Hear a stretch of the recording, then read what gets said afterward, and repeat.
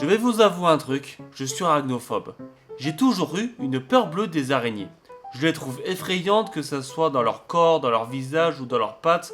J'ai vraiment peur de les toucher et d'être en contact physique avec elles. Puis, en avril 2023, quand je me suis rendu à la fête du printemps d'Entresaint, j'ai rencontré une arachnologue et qui aide les gens à avoir moins peur des araignées. C'est pour ça que je me suis rendu à Cavaillan dans le Vaucluse pour la rencontrer afin de m'aider à en avoir moins peur. Mais juste avant ça, j'ai fait une étude sur les réseaux sociaux pour connaître les différentes peurs d'arachnophobes. Et aujourd'hui, je vous propose de voir les araignées autrement.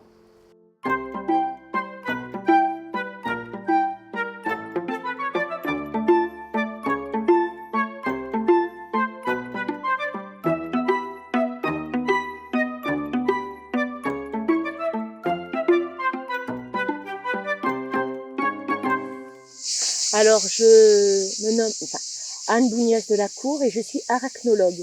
C'est-à-dire que j'étudie les araignées, les scorpions et les opilions, qui sont des arachnides, des animaux à 8 pattes. Je suis en bureau d'études indépendant. En fait, je suis en micro-entrepreneur et je travaille souvent pour les parcs et les réserves naturelles, principalement en PACA, dans tout PACA. Donc le parc des Écrins, le parc du Mercantour, le parc du Verdon, le parc du Queyras, le parc de la Sainte-Baume, celui du Luberon, la réserve de Camargue, la réserve de la Sainte-Victoire. Voilà, j'ai travaillé aussi dans les gorges du Daluis, mais toujours dans des endroits déjà très sympathiques et qui sont désireux de faire connaître les araignées au public. Parce que je fais des inventaires pour eux, mais je fais aussi des animations. Donc, intervention dans les écoles ou animation avec le public, sortie naturaliste ou tenue d'atelier, conférences ou expositions. D'ailleurs, pourquoi êtes-vous spécialisé dans les araignées? Par passion. Dès l'âge de 2 ans, j'observais les araignées. Ma maman me disait que je pouvais passer des heures à 2 ans à observer une araignée tisser sa toile. Donc, ça m'est resté. Est-ce que vous pouvez nous expliquer d'où vient cette peur pour les araignées? Est-ce que c'est une peur ancestrale? Alors, déjà, les gens ont peur de ce qu'ils ne connaissent pas. Donc, quand on connaît mal les araignées, on en a peur. Et la peur des araignées, c'est uniquement en Europe. Ailleurs dans le monde, elles sont vénérées. Et on garde les araignées même comme dans les maisons, parce que ce sont des insecticides naturels. Le rôle des araignées sur Terre, c'est la régulation des insectes et des autres araignées. Donc, en fait, elles vont manger les insectes qui sont souvent en surnombre. Et donc, ça limitera aussi les maladies. Les araignées vont manger des mouches, des moustiques, d'autres araignées, mais aussi les insectes du sol et les araignées qui font des toiles qui vont manger, elles, des insectes des volants. Voilà. Mais elles mangent autant de viande par an que les humains sur Terre, entre 400 et 800 millions de tonnes.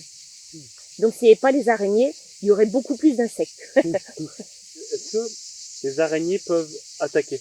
Non, justement. Il n'y a qu'une espèce au monde qui est légèrement agressive sur plus de 51 000 espèces. Sinon, les araignées ne mordent que pour manger ou pour se défendre. C'est-à-dire qu'on en a dans un vêtement ou dans une armoire, elle va se glisser dans le linge et on va mettre le linge sur soi, elle va se sentir agressée, donc elle va mordre. Mais sinon, c'est uniquement pour manger qu'elle morde.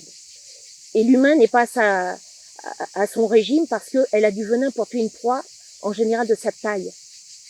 Donc, elle n'a pas de venin pour tuer un humain. En gros, une petite bête ne peut pas manger une grosse bête. C'est ça. De plus, le venin des araignées n'est pas mortel pour les mammifères, donc pas pour les humains. Malgré tout, il y a entre 7 et 15 morts dans le monde dues aux araignées par an. Et les gens ont peur des araignées. Même les araignées d'Australie ou tout ça? Même. Non, les araignées vraiment ne mordent que pour se défendre. Donc il faut vraiment qu'elles soient coincées dans un vêtement où on pose la main dessus. Sinon, elles ne vont pas venir sur nous pour nous agresser. Si elles passent sur nous, c'est comme si on était un support, un arbuste, un arbre. Elles passent tout droit. De plus, on n'en mange pas la nuit, elles ne viennent pas pondre dans les oreilles ou sous la peau.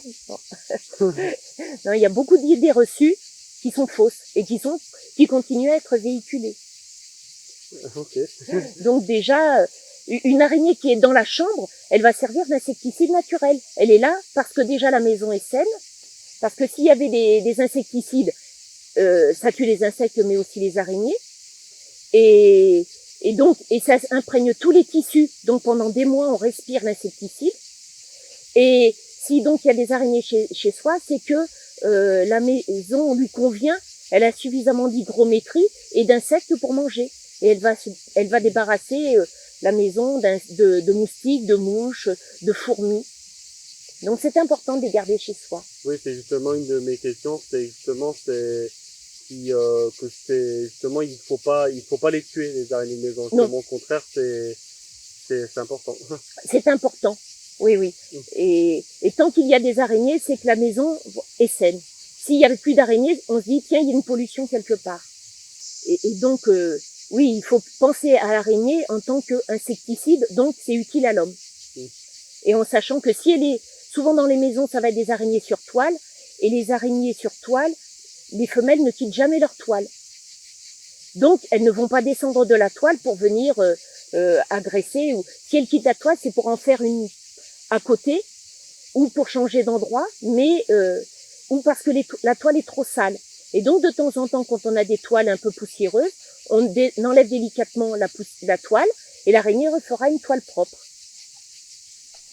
D'ailleurs, là, on dit toujours on parle toujours des araignées comme étant féminins, mais il y a pas d'araignées mâles, c'est que des... Ah si, non, il y a des mâles. Ah, oui, justement, il y a mâles et il n'y a pas de parthénogenèse, il y a un accouplement. Ah, super, justement, je me posais la question de savoir comment ça s'accouplait vraiment les araignées. Alors, hommes et femelles comme... c'est en deux temps. En fait, les organes sexuels chez les deux sexes sont sous l'abdomen, et donc le mâle a un stratagème.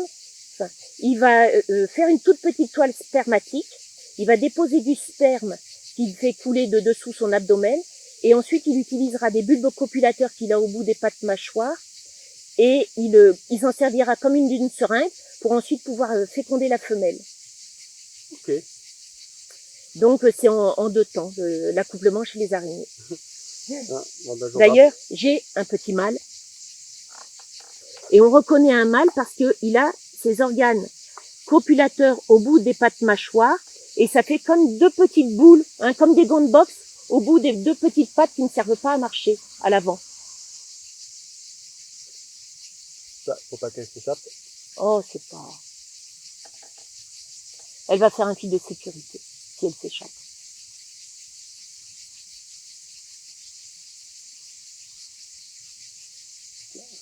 Tu les as vues les boules? Non. Ah, regarde, à l'avant, regarde.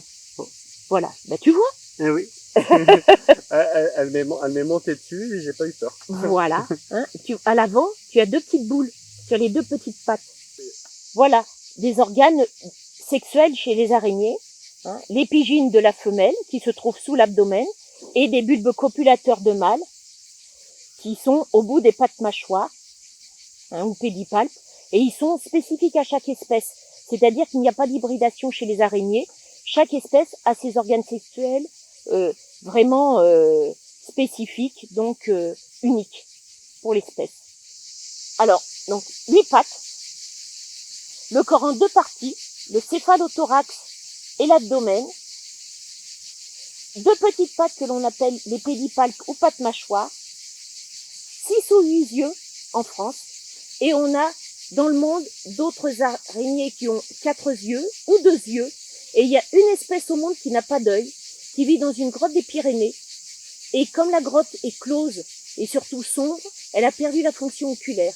On a d'ailleurs dans les grottes souvent des araignées qu'on appelle microphthalmes, c'est-à-dire que les yeux sont amoindris, sont de plus en plus petits. Et le dessous de l'araignée, toujours céphalothorax, abdomen, les pédipalpes, donc les 8 pattes. Là, on a les organes sexuels de la femelle l'organe sexuel chez le mâle, et surtout, on a les filières, c'est par là que sort la soie. Et la soie chez l'araignée sert à beaucoup d'usages en fait. Elle sert pour les juvéniles qui vont essaimer, hein, c'est une soie de sécurité. On a beaucoup d'espèces qui vivent au sol, qui vont avoir un petit fil de sécurité qui va les suivre. Ensuite, toutes les femelles vont entourer leurs œufs d'un cocon de soie. Donc, aucune araignée ne pond sous la peau, parce que quand elle pond, au fur et à mesure de la ponte, elle entoure ses œufs d'un cocon de soie. Ensuite, il va y avoir la soie pour les toiles. Hein, donc, va y avoir le cadre, les rayons ou les spires de la toile qui vont utiliser donc des fils de soie différents. Là, on a parlé du fait que les araignées n'attaquent pas, mais du coup, je suppose qu'elles ne nous sautent pas dessus. Alors, elles peuvent sauter, il y a des araignées sauteuses. Donc, elles peuvent sauter, mais c'est pas du tout pour venir mordre. C'est uniquement pour passer tout droit. D'accord. Ou pour avoir un support, c'est-à-dire comme un arbuste, comme un arbre, comme un tas de bois. C'est juste pour se poser, pour ensuite continuer son chemin. Il y a vraiment une araignée qui vient ou qui se pose sur toi, parce que soit ça peut être aussi un juvénile qui essaime. En fait, tous les bébés araignées, quand ils sortent du cocon, vont essaimer, c'est-à-dire que ils vont monter sur un arbuste ou sur un arbre, attendre les courants ascendants du matin et s'envoler. C'est pour ça que quand on se promène, parfois il y a plein de fils de soie en travers du chemin. Ce sont des bébés araignées qui ont essaimé. Après, il y a des exceptions. Par exemple, les petites mygales, elles naissent dans un terrier et donc n'essaiment pas forcément. Voilà. C'est l'essaimage ou le ballooning chez les anglo-saxons. Et les araignées sauteurs, ça se trouve en France aussi? Ah oui, bien sûr, on a plus de 150 espèces d'araignées sauteuses, oui. Mais elles font des petits bonds de 20 ou 30 centimètres. Il y en a d'autres qui vont faire seulement des petits bonds de quelques centimètres, et puis il y en a qui vont faire des bonds de presque 1 mètre. Tout dépend si elles sont en hauteur et si elles sautent vers le bas, elles vont faire de grands bonds.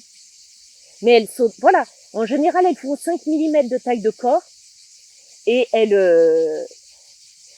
disons qu'elles sautent pour continuer leur chemin, à la recherche d'une proie. Mais elles cherchent pas à manger un homme. Ouais. Juste, qu'est-ce que ça fait qu'on touche une araignée? Rien. Si on garde la main ouverte, elle ne sera pas prisonnière, donc aucun problème. Tu as vu tout à l'heure, l'araignée qui est tombée sur ta main, ça n'a rien fait du tout. Elle a continué son chemin tout droit. Elle a voulu même quitter la main parce que la main devait être un peu chaude, et donc elle recherchait un endroit peut-être plus frais, où là c'est une araignée nocturne, donc elle cherchait à se mettre à l'abri de la lumière. Mais sinon, ça ne fait rien. Si on ferme la main, là c'est différent, elle se sent prisonnière et elle peut chercher à mordre. Mais une araignée qui va sauter sur nous, c'est pour poursuivre son chemin. Sauf si exceptionnellement elle rentre dans un vêtement, et donc là elle va se sentir prisonnière, mais sinon elle ne fera rien. On n'est pas une proie pour les araignées. Donc l'homme, elle le connaît pas. Voilà, donc il va se déplacer tranquillement. Alors là, on le fait pour te montrer, mais les araignées sont des animaux sauvages, hein. On les manipule pas, on va pas les déranger. C'est tellement utile qu'il faut les laisser tranquilles. Ah, elle a fait un fil de sécurité et elle est partie. On a 1760 espèces. Et en PACA, on en a 1230. On est la région la plus riche. Donc, il y a vraiment beaucoup d'araignées. C'est pour ça que vous êtes dans le Vaucluse. Alors, non, je suis venue dans le Vaucluse quand j'étais enfant, hein, pour mon père qui travaillait dans le Vaucluse, et on est resté dans le Vaucluse. Mais sinon, oui, y a de quoi travailler dans le Vaucluse, parce que d'abord nous sommes peu en France à être arachnologues. Hein, on va être bientôt 15 arachnologues en France professionnels, donc c'est énorme. Mais bon, je suis dans le Vaucluse parce que je m'y suis mariée aussi, et donc c'est là où je vis. Mais je travaille dans tout PACA, donc et je ne trouve pas les mêmes espèces dans les Alpes que, par exemple, en Camargue. Il y en a que l'on va trouver dans tous les milieux, dans les mêmes milieux, mais il y en a qui vont avoir des milieux de vie spécifiques. Donc c'est ça qui est intéressant à étudier, c'est que il y aura pas, il faut toujours aller observer ailleurs pour trouver de nouvelles espèces. D'ailleurs, le peu que nous sommes, on trouve une vingtaine de nouvelles espèces pour la France tous les ans, parce qu'il y a très peu de travaux sur les araignées. Donc c'est intéressant de continuer à étudier les araignées pour découvrir toutes les richesses que l'on a encore en France. Et aussi, on étudie la régression de certaines espèces, malheureusement, dues au réchauffement climatique, ou à la pollution, ou à l'urbanisation à outrance. Il y a beaucoup. Ou aux coupes de bois à blanc, c'est-à-dire qu'on coupe tout. Et donc là, dans ces cas-là, il n'y a plus d'araignées. Et c'est aussi important de se rendre compte qu'il y a des lieux où il n'y a plus du tout ni d'araignées, mais plus d'insectes non plus. Et c'est dû aux activités humaines. Il y a 11 modes de chasse en France chez les araignées. Il y a des araignées qui vont chasser sur toile et des araignées qui vont chasser, qu'on va appeler des araignées errantes. Donc, qui vont se déplacer sans faire de toile. Ou juste une petite loge pour se protéger sous une pierre ou le jour ou la nuit. Il y a des araignées diurnes, donc qui vont chasser le jour, et des araignées nocturnes, donc qui vont chasser la nuit. Et donc, oui, il y a des araignées qui se déplacent la nuit pour chasser, donc pour manger. Et elles ont une particularité, c'est que si on les éclaire, elles ont des yeux réfringents, et donc les yeux renvoient la lumière. Donc on voit comme deux petits diamants qui nous regardent, ce sont des yeux d'araignée. On a les araignées errantes diurnes, donc ils vont chasser le jour, principalement les araignées sauteuses. Alors elles sont agrandies, elles font 1 centimètre de taille de corps. Ah oui, d'accord. Voilà. Et donc elles chassent à vue. Elles voient une proie, elles vont sauter sur la proie quand elles ont faim. Les araignées mangent à peu près leur poids tous les 3-4 jours. Ensuite, on a toujours dans les araignées qui chassent le jour, les araignées qui chassent à court, principalement les lycosidés, les araignées loups. Et en fait, elles vont poursuivre la proie jusqu'à l'épuisement de la proie. Et les lycosidés, elles ont une particularité, c'est que la femelle va porter son cocon à l'arrière de l'abdomen, qui lui fait une boule blanche ou bleue ou grise ou verte. Et ensuite, elle transportera les petits, les juvéniles sur son dos. On a aussi les araignées lynx, qui chassent à court. Des araignées qui vont chasser à l'affût, principalement les thomysidés, qui sont dans les fleurs et qui vont attendre avec leurs 2 premières paires de pattes écartées qu'un insecte passe à portée. Alors on a une particularité, on a 2 espèces qui sont capables de changer de couleur. Alors c'est pas du mimétisme comme le caméléon, c'est du chromatisme. Elle va mettre 2 à 3 jours pour changer de couleur en fonction de la couleur de la fleur sur laquelle elle est posée. Et ça, c'est principalement pour échapper aux prédateurs. Ensuite, on a une autre espèce, une autre famille qui chasse à l'affût. Ce sont les pisors. Et dans les pisors, on a la pisore admirable. C'est une araignée où le mâle va offrir une proie emmaillotée comme cadeau nuptial à la femelle. Pendant qu'elle le mange, il y a l'accouplement.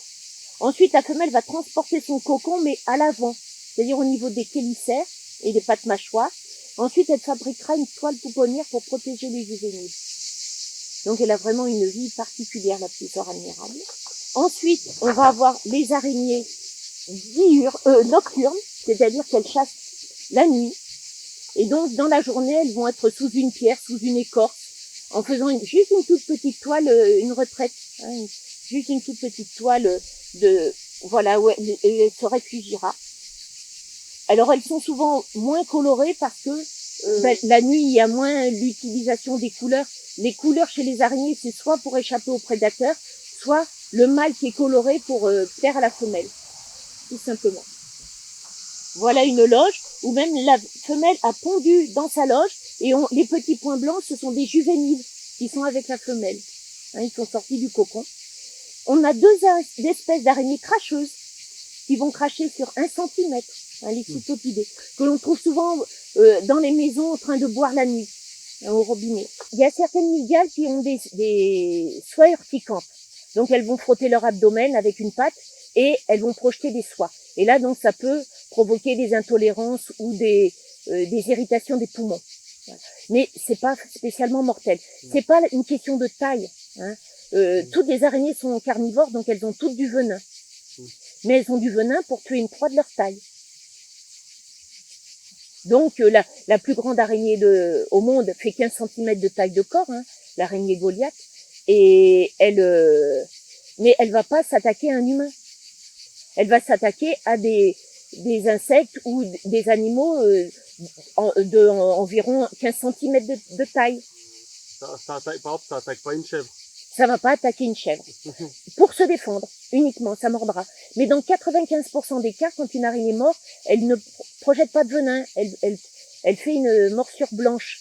C'est-à-dire que elle va mordre, donc une morsure, mais sans injecter de venin, parce que le venin lui sert à manger. Et donc c'est une denrée rare pour elle. Si elle mordait une proie qu'elle ne va pas tuer, eh bien il lui faudrait manger de petites proies pour retrouver son stock de venin, pour reconstituer son stock de venin. Donc pour elle, le venin, c'est primordial pour pouvoir se manger. Ensuite, on a les araignées sur toile. Donc les toiles en réseau, ça va être juste des fils dans n'importe quel sens. Hein. La veuve noire fait des toiles en réseau. Et on a aussi des Lyctinidés qui font juste une toute petite toile. En fait, c'est des fils dans n'importe quel sens. Ensuite, on va avoir un autre mode de chasse, les toiles en nappe, hein, soit creuses, hein, soit en nappe qui va être en dôme, en fait. Hein, on a plus de 500 espèces en France d'araignées qui font ce type de toile. Parce que la plus grande famille de France, ce sont les Lignifidés, et il y a plus de 500 espèces. Tout simplement. Ensuite, on va avoir les toiles en nappe avec repère, c'est-à-dire que ça va faire comme un entonnoir. Alors, ça va vous faire une toile en nappe avec un entonnoir qu'on appelle aussi un repère, et ce sont les agélènes que l'on trouve au bord des chemins. Ça fait une grande toile avec un trou. Et en fait, c'est le refuge de l'araignée. Elle va manger et dormir dans ce trou. Ensuite, on a une autre araignée qui fait une toile avec des repères. C'est Urothea durandi. C'est une très très belle araignée qui malheureusement est en train de disparaître de Provence en raison du réchauffement climatique. Mais elle remonte maintenant, on la trouve dans le Massif central. Donc, elle disparaît pas de France. Ensuite, on va avoir des toiles en tube, c'est-à-dire dans les rochers ou dans les murs. Donc on voit juste 2 trous et l'araignée vit dans le tube. Les araignées, quand elles veulent se nourrir, elles vont injecter du venin et des enzymes et produire des enzymes où elles vont engluer la proie avec ces enzymes et elles vont paralyser la proie. Hein, le venin va paralyser la proie et les enzymes vont digérer la proie parce qu'elles ne se nourrissent que de liquide. Et donc, il faut que la proie soit liquide pour qu'elle puisse la manger. Et donc, si on donne à une mouche morte à une araignée, elle ne pourra pas la manger. Parce qu'il faut le processus, je mords, je paralyse, les enzymes vont digérer la proie et ensuite elle pourra manger la proie. Et donc, comme elle a du venin pour tuer une proie de sa taille, si elle mord un humain, il ne pourra pas être entièrement liquéfié. Donc, ça lui est pas... elle garde son venin pour ne pas le perdre, pour elle pouvoir manger normalement. Après, on va avoir des araignées qui vivent en terrier. Hein, les petites Eresus vivent en terrier. Donc ça fait un petit trou dans le sol d'une dizaine de centimètres. Après, on a des mygales qui vivent en terrier. Alors celles qui vivent en terrier ont un petit clapet qui se referme. Elles peuvent avoir des terriers qui font jusqu'à 50 cm de profondeur, avec 2 ou 3 clapets à l'intérieur. Elles ont des tubes parallèles, enfin pas parallèles, des tubes secondaires, et il y aura systématiquement un clapet qui fermera le tube.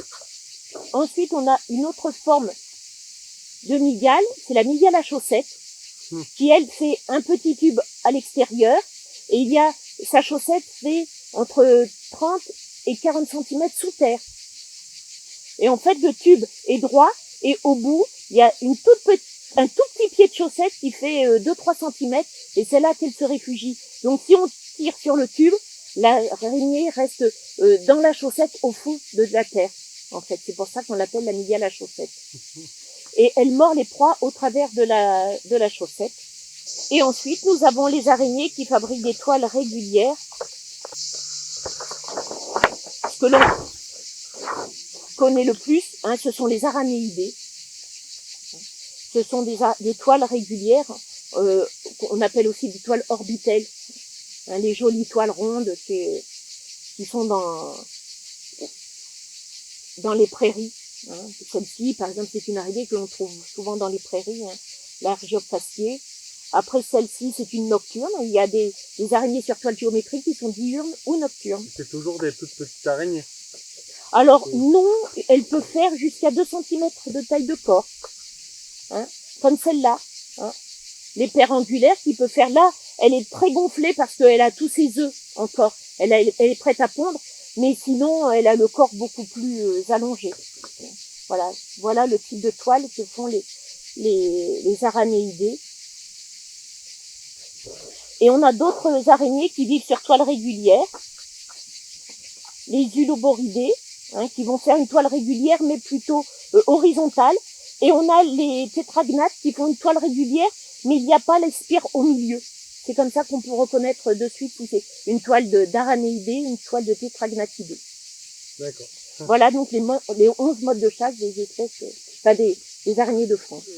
Vu comment les araignées ont été représentées dans les films ou dans les jeux vidéo en tant que menaçants, est-ce que ça a beaucoup joué sur la peur des araignées aux gens? Oui. Avant, on se servait même de la soie des araignées pour soigner les blessures. Quand on n'avait pas tous les médicaments actuels, même en France, les gens soignaient leurs coupures en mettant de la soie d'araignée sur les mains. Les gens ne le font plus parce qu'on a des médicaments. Mais c'est vrai que tous les médias et principalement les films augmentent la peur chez les humains. Quand je fais des animations dans les écoles, il y a encore des enfants qui me disent oui, mais tu dis n'importe quoi. Les araignées, il y en a qui sont énormes, qui font cette taille-là. Mais on n'est pas ni dans le Seigneur des Anneaux, ni dans Harry Potter. La plus grande au monde fait cette taille-là de taille de corps, 15 cm. C'est énorme quand même, mais c'est pas 50 ou 60 cm ou de la taille d'un humain ou d'un hobbit. Voilà. Et donc ça perpétue. Et malheureusement, il y a encore beaucoup de journalistes qui veulent faire du buzz. Donc pour que les articles soient lus, ils veulent obligatoirement que les araignées soient dangereuses et fassent peur aux gens. Alors que, au contraire, il faudrait faire l'inverse, présenter les araignées comme des animaux utiles à la survie de l'homme sur Terre, et donc il faudrait les présenter de l'autre côté, en fait, comme animaux utiles et non pas animaux qui sont dangereux et qui font peur alors que c'est pas la réalité. Après, que l'on n'aime pas la vision d'une araignée, ça se comprend, mais on n'aime pas non plus la vision de certaines personnes et on crie pas quand on les voit, alors qu'il y a beaucoup de gens qui crient quand ils voient une araignée, alors que c'est petit une araignée. Si vraiment on était pris au dépourvu, on l'écrase. Enfin, il n'y a pas de squelette et tout ça. C'est un animal qui est vraiment disproportionné par rapport à l'humain. Mais malgré tout, les gens ont peur alors que c'est tout petit. Alors, les araignées, leur rôle en France, c'est aussi d'aider les agriculteurs, ou les jardiniers principalement. On s'en sert comme insecticide naturel. Donc, elles vont aider le jardinier dans la lutte contre les pucerons ou certains insectes qui sont comme les punaises qui vont attaquer les tomates ou des insectes comme le carpocaps qui attaquent les pommes. Voilà.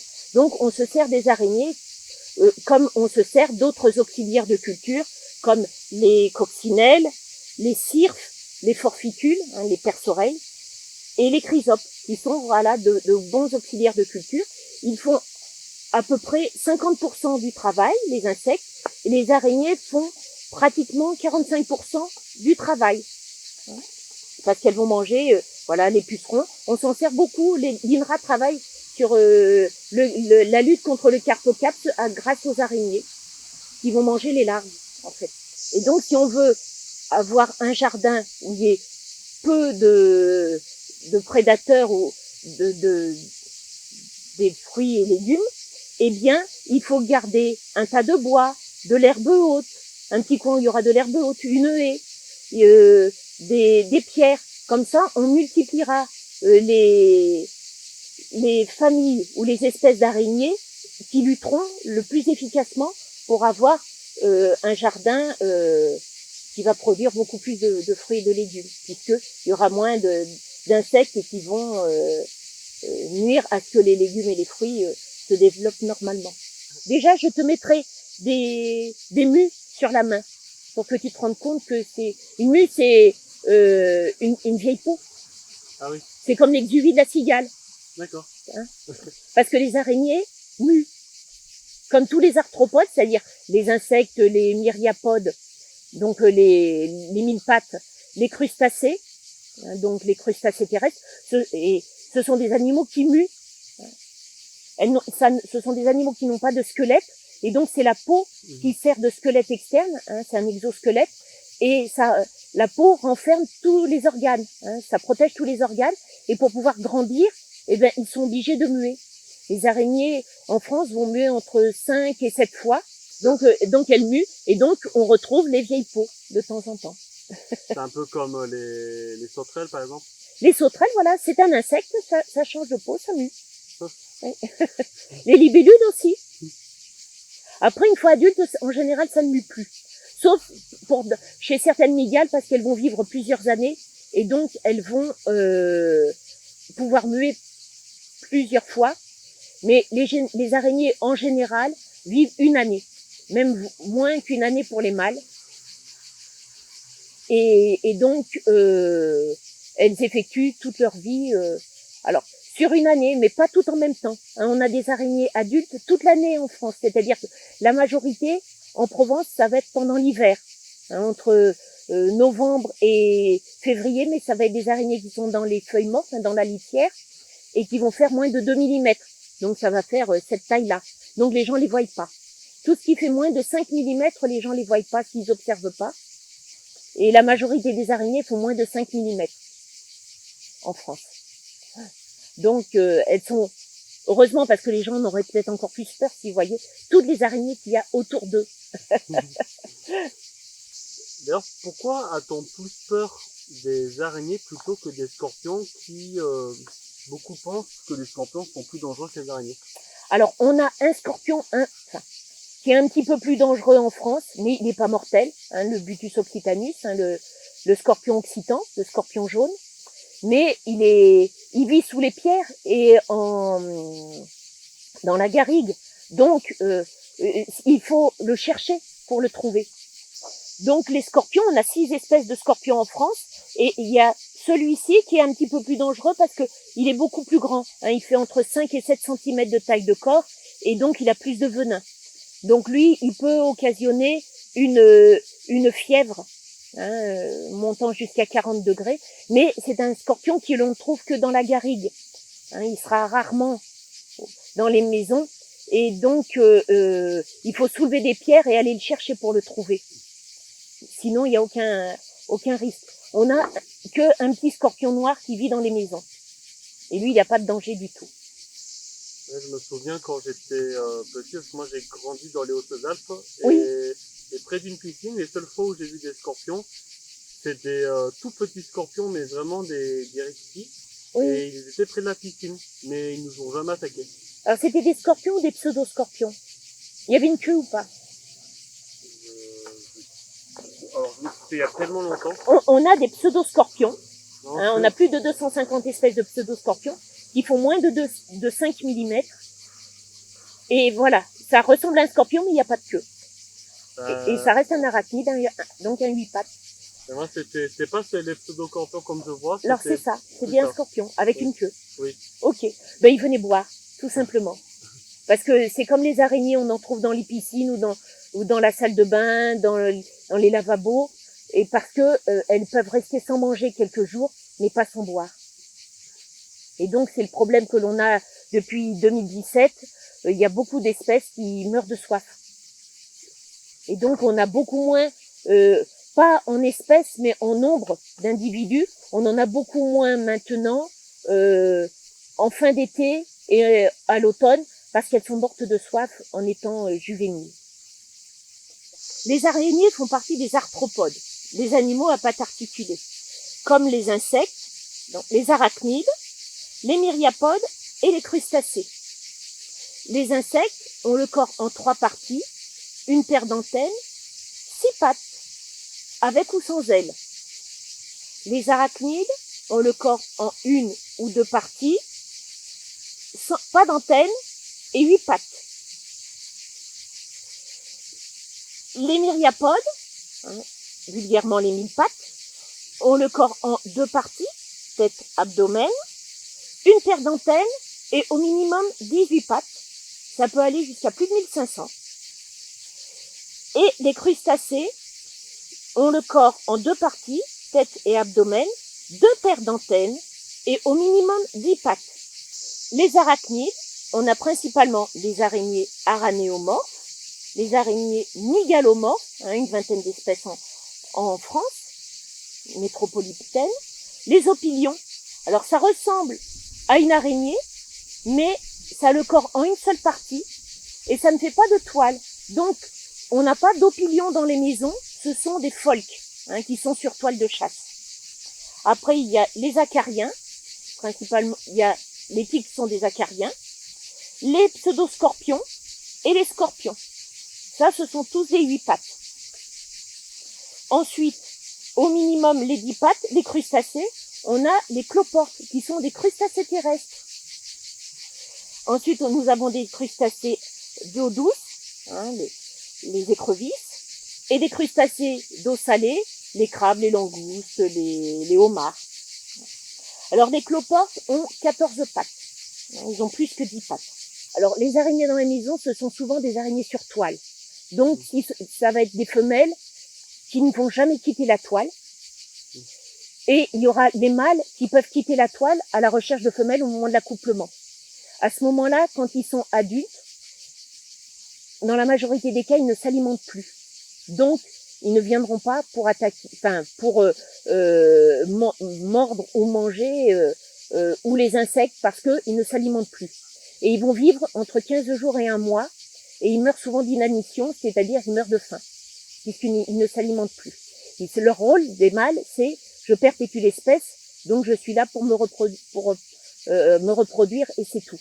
Donc si ils se déplacent dans la maison, les araignées errantes dans la maison, ça va être souvent des mâles à la recherche de femelles. Et elles seront sur toile, donc elles ne quitteront pas la toile. Alors c'est vrai que les gens se disent, tiens c'est bien, je la vois, elle est sur sa toile, c'est rassurant. Les araignées dans les maisons, c'est vrai que les gens qui en ont peur vont se rassurer en se disant, tiens elle est bien sur sa toile, et normalement elle ne va pas en bouger. Mais elle n'est pas là, c'est pas parce qu'on la voit pas que elle sera forcément dans la maison en train de se balader. Elle sera peut-être au fond de la toile. Souvent les toiles, si ce sont des tégénaires, ça fait une toile en tube à l'arrière de la toile et ce sera dans un trou du mur et donc elles seront dans le trou du mur. Mais sinon, une araignée, voilà, dans la maison, même si elle se promène, c'est pas pour venir embêter les humains. Une araignée, son rôle, c'est de réguler les insectes. Si elle est dans une boîte, dans une maison, elle aura jamais ce rôle-là. Et donc, c'est quand même bizarre de garder des araignées en vivarium alors que elle est mieux dans la nature. Après, ça peut venir d'élevages qui sont vieux, ancestraux, et donc ce sont des espèces qui ne sont pas importées actuellement. Mais malgré tout,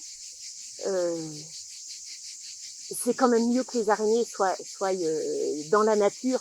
On peut les observer, on peut les photographier, mais ça reste des animaux sauvages et on ne peut pas les apprivoiser. Contrairement à ce que les gens pensent, les gens ont une tégénaire dans leur maison, tous les jours elle va revenir. Et en fait, elle est sensible au son ou aux vibrations, donc à la respiration. Mais jamais elle viendra parce qu'elle nous reconnaît. Quand j'ai fait l'étude pour faire ces questions, il y en a qui m'ont dit, mais est-ce que c'est normal d'avoir vraiment peur de les toucher ou tout ça, mais d'adorer les observer? Alors, en fait, c'est parce que il revient souvent, c'est les gens en ont peur parce que c'est velu, hein, c'est plein de poils.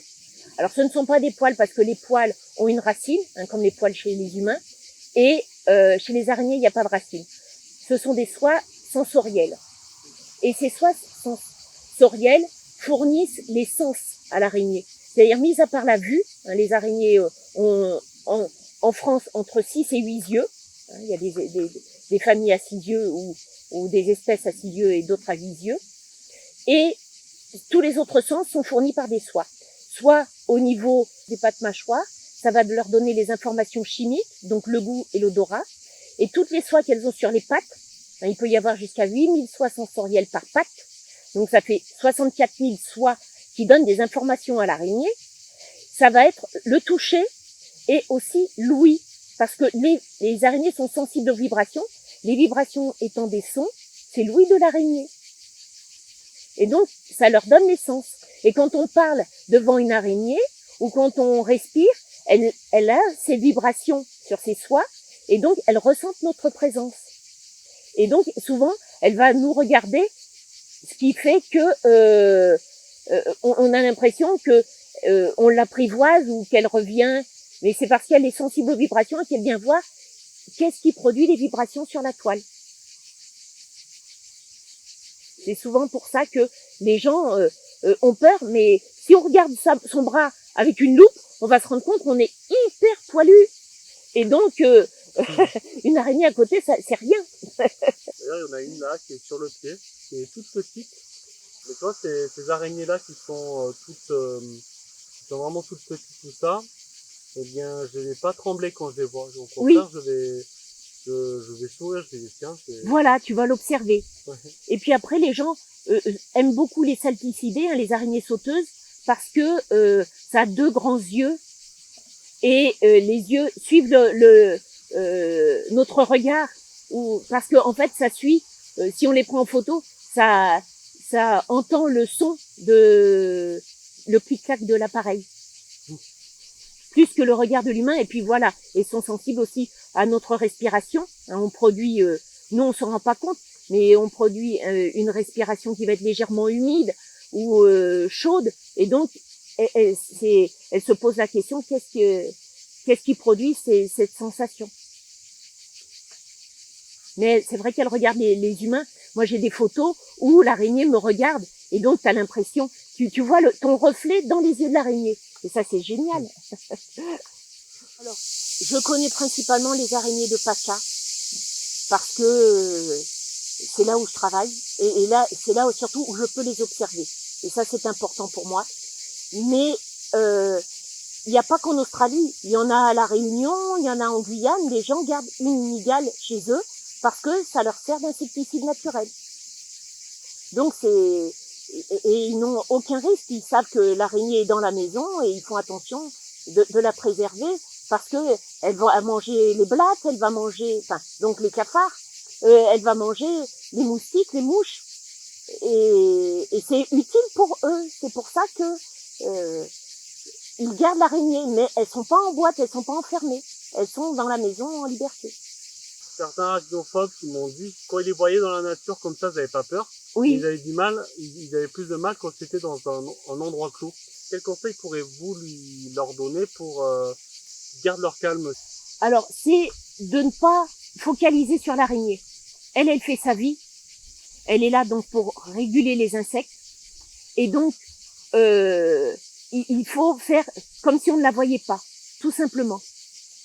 Penser à quelque chose qui va faire plaisir, et du coup l'esprit sera occupé par autre chose que par l'araignée. Les gens se focalisent pas quand il y a des moustiques, pourtant ça produit, il y a quand même 250 000 morts par an dues aux maladies véhiculées par les moustiques. Et alors que les araignées, voilà, il y a 7 morts dans le monde par an.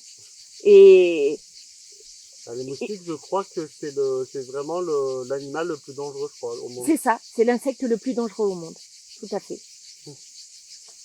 Et alors que les gens se focalisent sur les araignées ou même sur les serpents, alors que surtout en France, les morsures de serpents restent anecdotiques. Même les vipères? Même les vipères, il y a très peu de morsures de vipères par an. Il y a beaucoup plus de piqûres de guêpes ou d'abeilles que de piqûres que de morsures de vipères. Et pourtant, les gens se méfient moins des guêpes, alors qu'il y a des morts tous les ans dues aux guêpes, aux abeilles, parce qu'il y a beaucoup de gens qui y sont allergiques. Oui, puis même si une guêpe te pique, par exemple, sur la langue, c'est mortel. Oui, voilà, c'est ça. Oui. Et en fait, c'est surtout parce que, alors on pense, on n'en est pas sûr, mais c'est une question aussi un petit peu de religion. Ce sont, comme les araignées, comme les serpents, sont des animaux qui vont être souvent sombres et qui vont venir sans faire de bruit. On ne les entend pas arriver. Et il y a aussi le fait de la surprise qui fait que on en a plus peur. Justement, si on croise par exemple une mygale dans une salle de bain, dans une maison ou dans un lac, on est d'accord que, comme vous dites, ils font pas vraiment à calculer, faut la laisser faire sa vie. C'est ça. Alors la mygale, tu en trouveras rarement dans les maisons parce qu'elles vivent déjà en extérieur et elles vivent dans des terriers et elles ne sortent que la nuit pour manger. Donc c'est très rare de trouver une mygale dans sa maison, sauf cas exceptionnel parce que il y a eu un cas dans le Vaucluse où les gens avaient mis des oliviers d'Espagne et en même temps que les oliviers, on nous introduit des mygales, de grandes mygales espagnoles, mais qui ne sont pas des araignées de France. Mais les mygales que l'on a en France, elles vont sortir uniquement la nuit pour manger. Donc c'est rare de les observer dans les maisons. Mais par contre, on a plein d'autres espèces que l'on peut trouver dans les maisons. Et puis c'est pas parce que c'est une mygale qu'elle sera plus dangereuse. Nos mygales, elles font 2 cm de taille de corps, dans cette taille-là. Donc ça reste pour moi, c'est une petite araignée. Pour beaucoup, c'est une grande araignée, mais voilà. Et la mygale, elle sera pas plus dangereuse. Donc il faut la laisser et elle essaiera ou de sortir, ou de trouver à manger, ou de trouver à boire, ou de venir s'accoupler. Bon, pas dans une maison, parce qu'il y aura pas de mygale qui va faire un terrier dans une maison, du fait que c'est un sol dur. Il faut qu'elle creuse le sol pour faire son terrier. Donc c'est compliqué. Mais voilà, faut la laisser vivre et elle trouvera son chemin d'elle-même. Et puis je pourrais même te montrer des terriers de mygale parce que j'en ai dans mon jardin. Ok. Et puis je les ai dans mon jardin et il n'y a aucun danger. Ok. Il n'y a aucun risque. Sinon je ferais pas prendre de risque à mes petits-fils.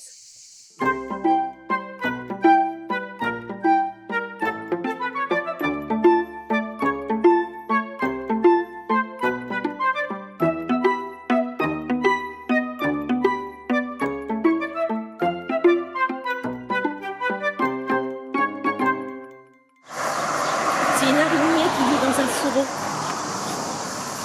Tu vois, elle vit dans ce fourreau-là. Elle est dedans. Elle est dedans. Et elle fait aussi une toile régulière, hein, c'est aussi une aranéidée. C'est Nemoscolus lorae. J'ai un ami qui ressent vraiment de la terreur pour les araignées suite à un traumatisme de son enfance.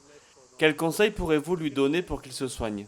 Alors déjà, si il est vraiment traumatisé, que ça lui nuit dans sa vie quotidienne, il faut aller voir un psychiatre. Parce que il n'y a qu'un psychiatre qui pourra vraiment l'aider à enlever cette phobie. Sinon, quand on a une peur mais pas irraisonnée, il suffit d'assister à une conférence, d'aller à une sortie naturaliste, d'en savoir plus sur les araignées, et souvent ça aide beaucoup. Je vois beaucoup de gens qui ont peur des araignées, et au bout de 1 ou 2 heures dans la nature, à leur expliquer qu'il n'y a pas de danger, ou leur montrer que les araignées vont pas bouger, vont pas les attaquer, et souvent ça aide énormément à à enlever sa peur des araignées, parce que c'est dommage de se priver d'aller se promener dans la nature parce qu'on a peur des araignées, ou qu'on ait peur, il y a des gens qui ont peur des papillons, il y a des gens qui ont peur des oiseaux, donc ça on ne contrôle pas ces peurs en fait. Ce ne sont pas réellement les phobies, les gens phobiques ne sortent même plus de chez eux tellement ils sont terrorisés, mais d'avoir peur des araignées c'est quand même dommage, alors qu'elles ont tant à apporter à l'humain. C'est quelle araignée ça? C'est l'Aeres cholari. Alors là, je l'élève parce que je l'ai eu immature, et comme je suis en train de faire une révision de la famille pour la faune de France, donc il fallait que je puisse l'observer facilement, et donc je l'ai maintenu en vivarium exceptionnellement parce que je suis contre cette pratique. Mais là, pour des besoins scientifiques, malheureusement, j'avais pas d'autre choix. Elle est jolie, hein? Ouais.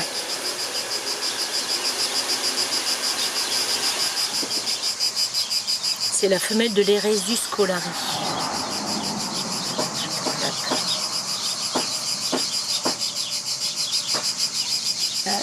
Hop, voilà.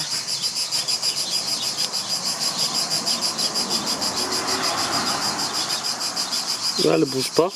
Elle ne bouge pas. Voilà. C'est l'avantage dans cette famille, c'est que elle bouge peu.